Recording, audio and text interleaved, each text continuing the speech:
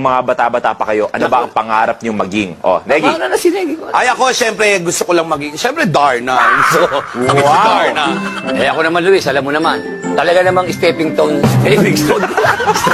Talaga?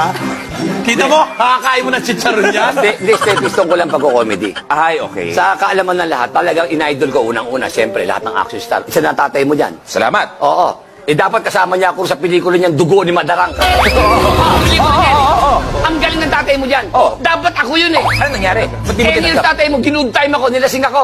Hindi ako nakarating doon sa meeting. Siya nag-imbita ron. Grabe. So, nung hindi mo nagawa yun, ano magbigay ka ng dalawa na mga action films na nagawa mo? Ano yung mga title nila? Hindi, siyempre, yung kuhanin mo ang bala sa tuktok ng rep. Tapos may ginawa ako, grupo to, samahan kami, gang kami rito. Ano yan? Ang gang namin, doon kami nag-meeting sa loob ng sinehan. Oo. Oo, kung tawagin kami, sinigang.